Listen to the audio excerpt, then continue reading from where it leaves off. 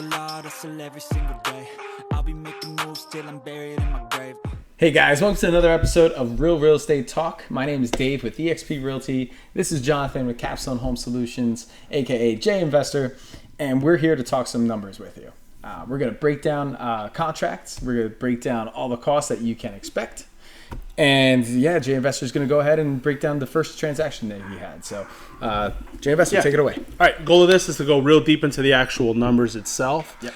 And then we're going to actually analyze one of the deals that we worked on, right? And so we'll be able to see exactly deal or no deal, right? But this is understanding we're taking a couple of steps forward to just make sure that you can predict some of the hidden costs that you're not looking at, right? So I actually have a closing doc right here, right in front of me, so I can use that as a guide.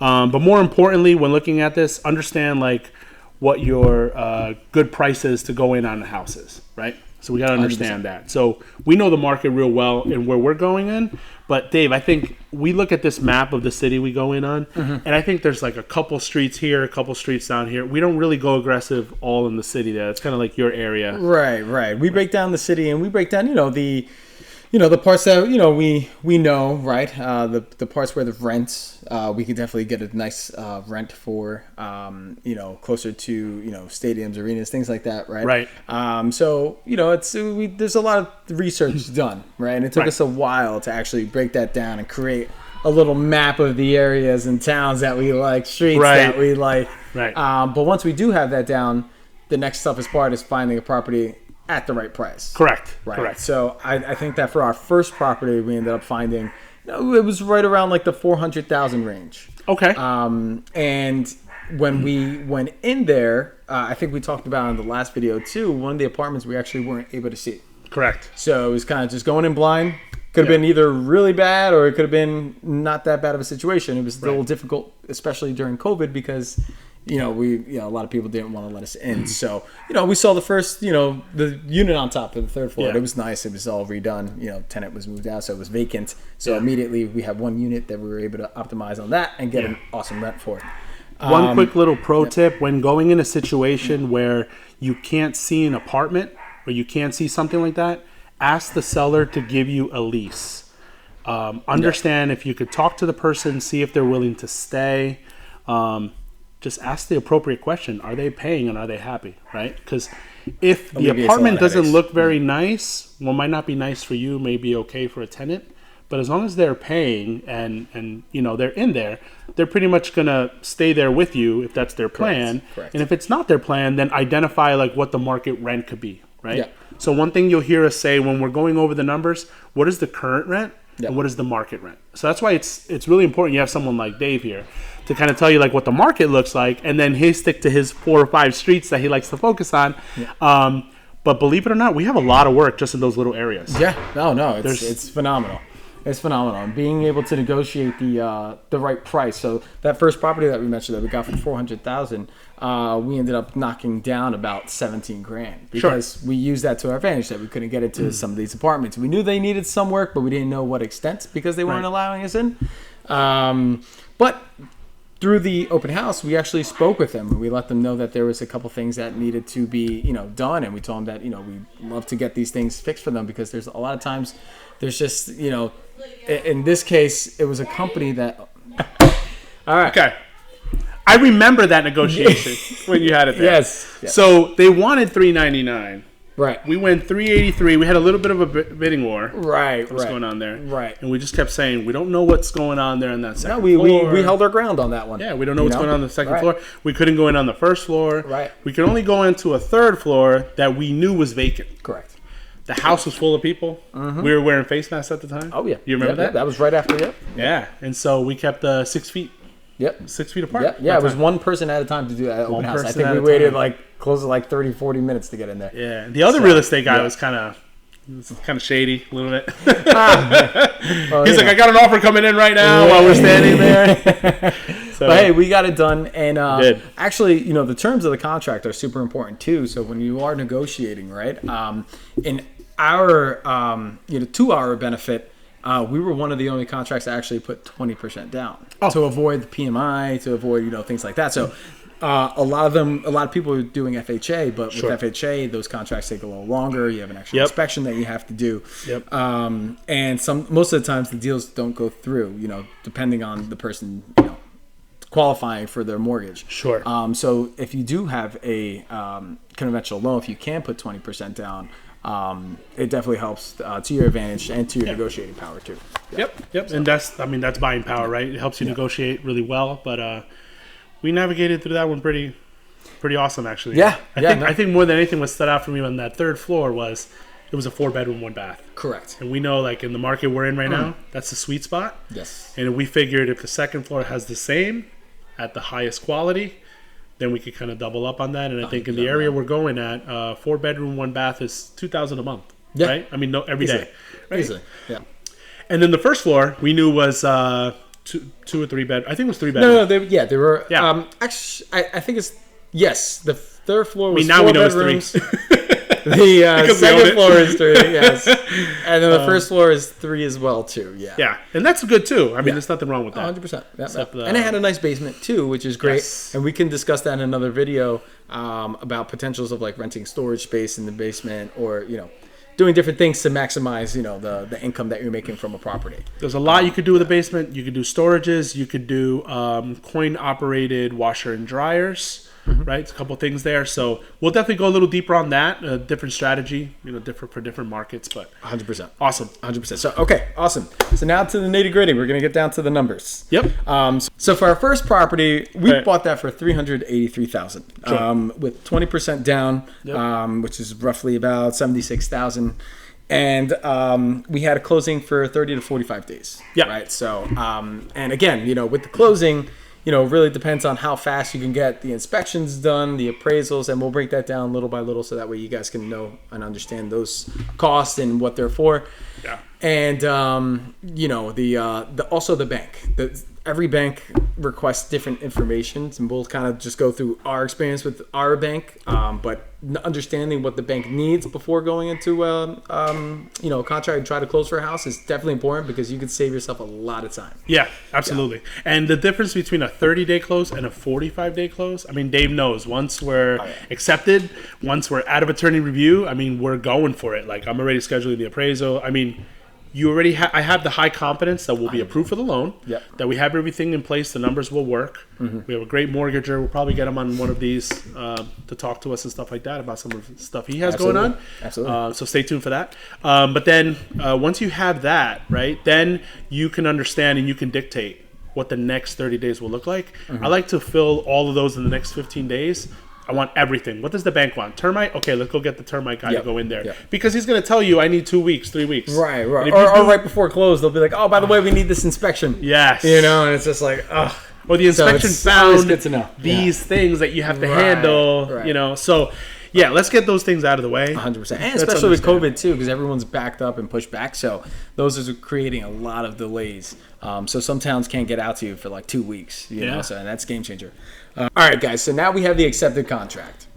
Now it's crunch time, because now we want to try to get these inspections done. So that's actually the first thing that we do. As soon as the attorney review process is over, we're going to get, an inspection or appraisal done. Now for our instances, especially with Jonathan, he's already very familiar with that. He actually chose to not get the inspection done. Right. Do you want to go into that, John? Yeah, so just because a little bit of what I was doing with the first house that I bought, my primary residence, Okay. I brought everything down to the studs. I Got did it. everything, sheetrock and understanding electrical, plumbing, and things like that. There weren't many things that scared me there. And the first time I did it, I spent a lot of money.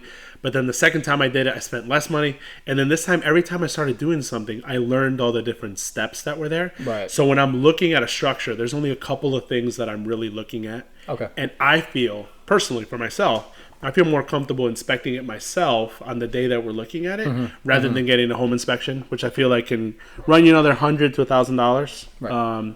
for those multifamilies. 100%. And I feel confident in what I've done. So from after my first house, I never get a home inspection after that. Got it. That's the way I do it. I don't advise anybody to do that. If you don't feel comfortable with that, Right, definitely get a home inspector or someone who is knowledgeable in those areas. Right, because there are some big ticket items that you definitely want to make sure you're looking out for, and if you Correct. don't know what to look out for, then it's worth investing, $500-600 on an inspector, and then also too, just to keep in mind that the lender too that you work with, they might need that as well too. So always just kind of just see, again, bringing it back to what the lender needs. Everything they need, you want to make sure that you provide for them in a timely manner. Yeah. And then the appraisal. So the appraisal is super important because, and we basically have a really good idea if the house is going to appraise or not, because we could look at the comps, right? We could look at the active listings. We could look at the listings that have sold. And at that time, I believe some houses, especially like 3-family units, were going for about, $450 at the time. So we felt comfortable. Sure. It was just, I felt like they just lowered their price because we weren't allowed in a couple of those apartments. Yeah. So, and in a scenario where you need the price to go a little higher or a little lower, it's always good to bring your real estate agent with you or have him go talk to the appraiser, because then he could come with comps and everything. Not legal advice. Yeah, don't do that. Slip him 100 so that inflation, right?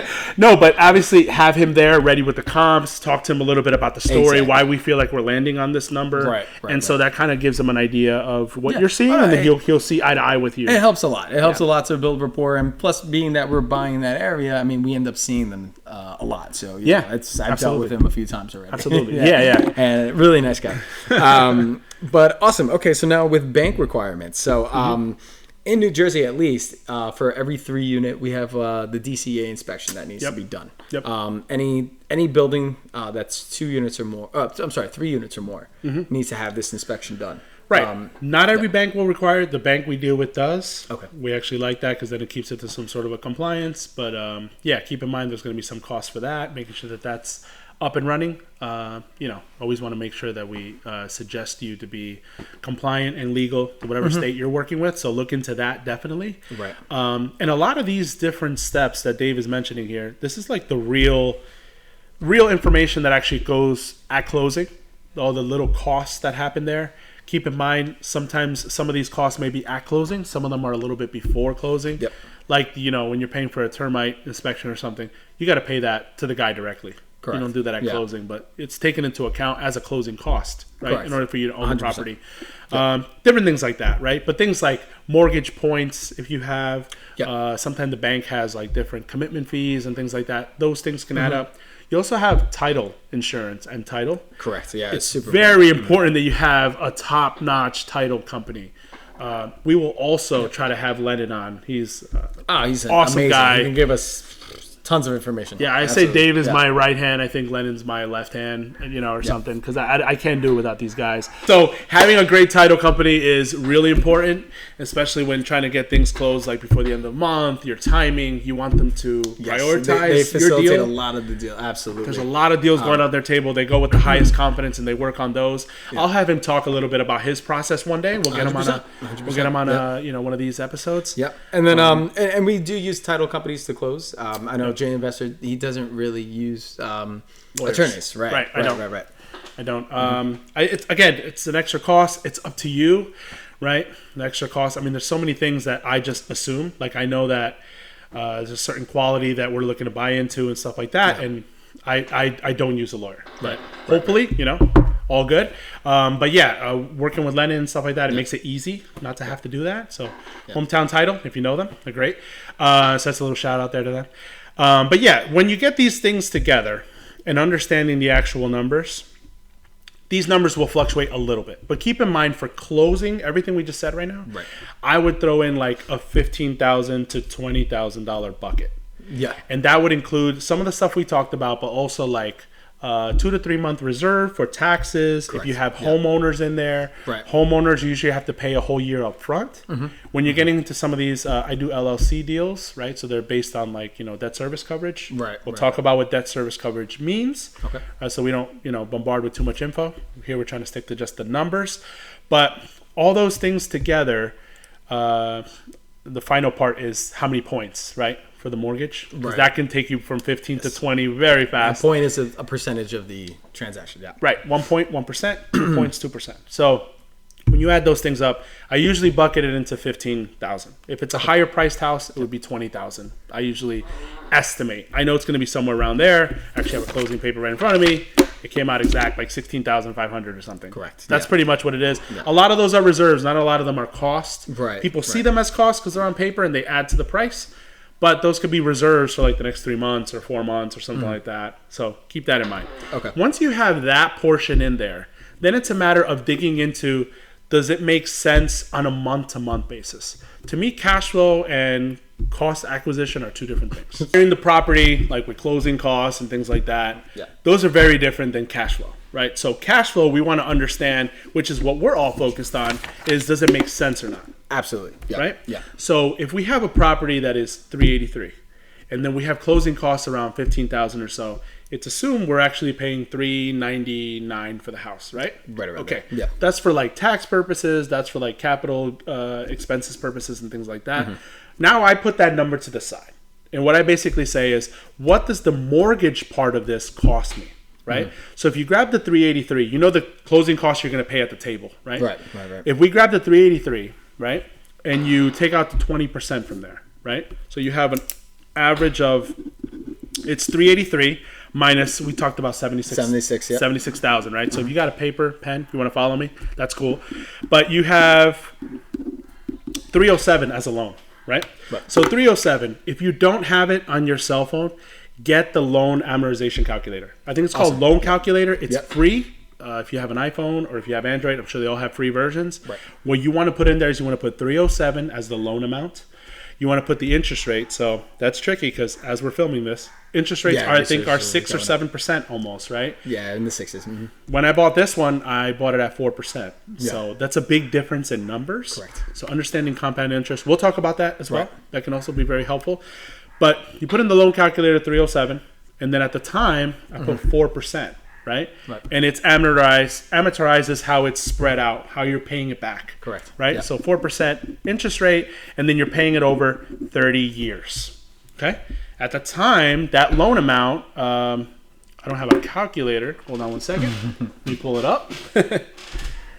And we're going to let it go live. Here we go. So we have, I'm typing with you guys. So 307.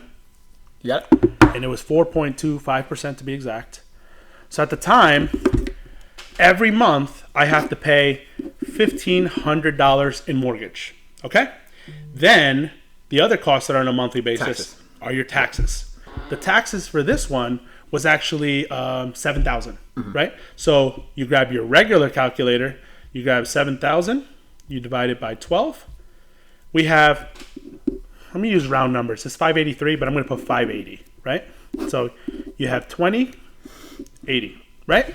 Then you have homeowners. For me, it can vary, but usually it's about $150 a month, right, for the property. So if I add that in, we're talking $22.30 a month. Okay. Now we're going to talk about current rent versus what it is today, right? And we haven't had that property long. We've had it only about a year and a half. Nah, I want to say since COVID started. So yeah, about like 3 years. 3 years. Wow. Yeah. I'm losing track of time. 2 years, yeah. 2 years. Yeah. Okay, so 2 years, right? So day one, when we bought the property, we had the third floor, which was generating 0 day one because it was vacant. But what was the at that time? It was $1,650. Yeah, I want to say it was about like $1,700. Okay, so let's put in our head $1,650 because that's what we ended up getting for, right? $1,650. Second floor tenant was paying $1,250. Day one, she was paying $1,250, but that was the apartment we didn't see. Correct. First floor also was paying. I think she was paying close to. $1,150. No. Was it $1,200? I think it was more actually. I think it was like 13. Okay. Yeah. So it was $1,300. Right. I forget some of these numbers. So if we add this up, right? You have your calculator here. You got $1,650 plus $1,250 plus $1,300. You got $4,200 a month. Okay. Eyeballing this, we're buying it at $383. Even with all the closing costs in there, you're talking about $398, right? The 1% rule states, right, that the monthly rent has to generate 1% of that price. Right. So 1% would be $4,000. Already, we're at $4,200 a month, right? With lots of room to grow. Lots of room to grow. And so $4,200, this is already a good deal. It's already thumbs up. We're good to go at this price or whatever. But let me show you guys what happened. We got the property. Dave rented the property in like 3 days, wasn't it? Like I think it was Labor Day weekend and the guy like done, right? So got someone in there, $1,650. It was actually Section 8, so it was guaranteed money. Then the second floor and the first floor, now we have to meet these people. We have to talk to them, things like that. Little by little, the first floor person wanted to leave. So a couple of things we're also thinking about, aside from it's 4,200 today, we're thinking about what was market. So going back to what was market, third floor market was 1,650 at the time, right? Second floor was also 1,650 because it was exactly the same size as the third floor. And then the first floor was somewhere around 1,550 because it was a little bit smaller, one less bedroom. Right. So when you do the math on that, let's see, I'm multiplying 1,650 times 2 plus 1,550. We got 4,850 is market rent. Right. So it's kind of like, like in crypto, I'll throw a crypto thing out there. Know what you hold, right? Exactly. So it's like, I know that I'm buying something that can generate me 4,850, right? Now, you did most of this when you went into the second floor. I never really went into the second floor before it was actually renovated. Yeah, we don't talk about that. We don't talk about this and Bruno. Yeah. We don't talk about those things. Second floor, let's just say it was not able for me to go in there. Correct. Let's leave it at that. Correct. Maybe we'll say it one day, one episode. You'll have to follow to hear. So basically, 1,250. It was not livable. Yeah. It was not good. It was not. Complete gut. We asked the person if they were willing to leave. They actually wanted to leave. Yep. Right. We told them we would give them their security deposit back and things like that, and they agreed to it and they left on their own. Yes. The moment they did, we sent in our crews and things like that. What we found is, on that day, it was 1,250. It was not in 1,250 rentable condition. If we put in a little bit of money, our market rent went towards the higher tier, right? 100%. And at the time, the higher tier was $2,000 worth of rent, right? So we fixed it, brought new cabinets, brought new everything and things like that. It looked phenomenal. I was able to finally walk into it, right? And so, okay, good. We had that settled. It took us like 20-something days, maybe 30 days. Yeah. So we lost a month worth of rent. Yeah. But then after that, we got right back on it. $2,000. Perfect. First floor person was actually, her lease was ending. Yes. Because she's below market rent. So she wanted to leave. So she mentioned to me she wanted to leave. And then we were able to get someone in there right away at $1,550, which was market. She actually wanted to leave because of the second floor tenant. Because of the second floor tenant. Right. So but it worked out because you were able to, get in there. Didn't really need too much work. No, it didn't. I nice. just put like a new rug or something like that because I didn't like the way it was looking at. So if you're tracking us here, we're on like month 5 of owning the property, right? Because these times they fly. And I want to catch you up on where I am collecting rent-wise. So $1,650 plus the second rent went to $2,000, and then the bottom rent went to $1,550. Now we're collecting $5,200 worth of rent. Almost $3,000 profit. Almost $3,000 profit. And that's actually the number that I say, right? Yep. A house equals $3,000. Yep. So when we do our numbers and you hear me say $3,000, that's kind of like where I'm looking to stay with market rent. Exactly. Yeah. It may hold back a little bit of that plan with interest rates. My interest rates are really low because I kind of locked in. Haven't bought any into the new programs like that, but I'll be looking to do that. 100%. Take a little bit less, but know what you hold, right? So if you know that you hold something at a better interest rate and you know that you hold at a better market rent, you know exactly what you hold when the numbers work right. So you don't take $3,000, you take $2,500, you take $2,200. Yep. So those are things you think about. As you get more houses, you can make that choice. But now we're at $5,200, right? I was just told the other day, third floor person is leaving in a couple days. So we're going to do the same thing we did on the second floor. We're going to raise that to $2,000. Yep. Because we're going to put the same level of $350. Yeah, it's an extra $350. So now we're at $5,550. And we talked about other little strategies. I'm actually opening up a storage in the basement for an extra $150. Yep. So now we're looking at $5,700 versus a $2,233 mortgage, because that's our monthly expenditure. So this is what we got here. We got, sorry if I'm moving too fast here, just let us know, make comments, let us know if something wasn't clear. We'll make another video to clear that up. But right now we would profit on this on a monthly basis $34.70, right? Doesn't mean I get to, travel every month to all inclusive. I have staff. I have, I gotta look you out. There's people that we have. You build a network, but you don't build a network of people that are broke, right? Yeah. So everybody gets a piece of the pot. So it's not that I just pocket this whole amount of money. It goes into different things. You got to pay water bill. That's not on here. And the investment part too that you put into renovating, right? Right. You gotta make sure to pay that off. Yeah, that was about a $30,000. Thanks for reminding me. $30,000 renovation. So I'm 10 months behind on that, but now at least I know it's profit. Right. And that's where I'm more focused on. So that's how that deal ended up being a good deal to a great deal. Yes. Right? A single versus. Sometimes it's just patience. Yeah. 100%. Patience, and it definitely paid off, because the rents are going up and up and up. Exactly. But to be able to renovate it too, it gives you a peace of mind, right?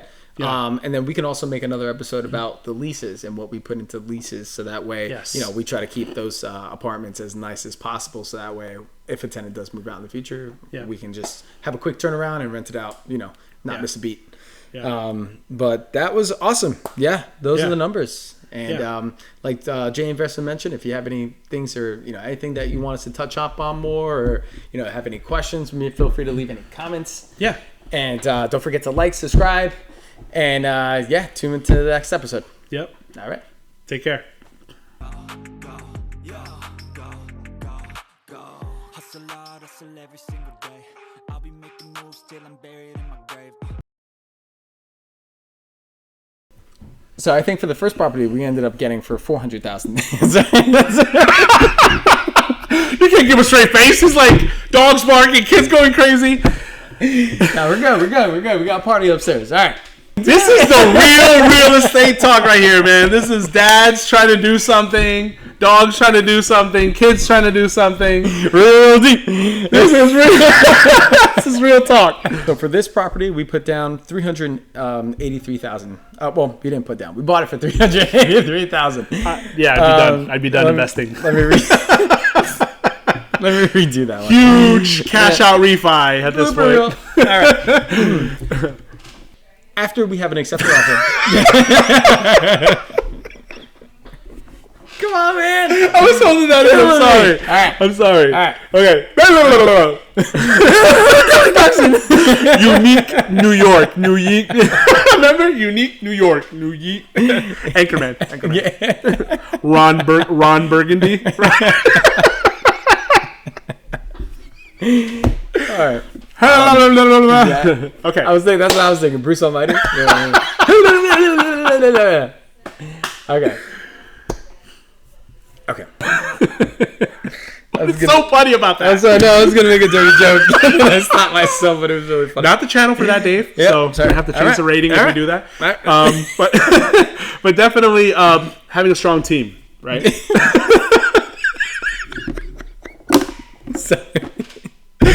Anyway, Allie, we need to. All right. Anyway, but yeah, just go back a little bit to talk about Lennon, and then definitely. So having someone like the title.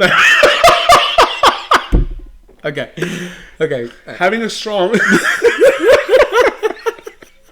my head. You're like this. That's why I was laughing. Okay. So I gotta go back and see that. All right. So hold on, I'm like red and teary. Oh, we're having too much fun here. Having too much fun. Anyway. What's so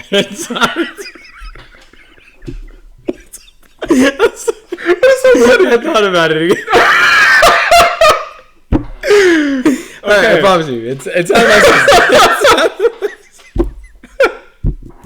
Okay. I'm gonna rewatch that video. Okay. All right. Okay. So. Okay. Hustle hard, hustle every single day. I'll be making moves till I'm buried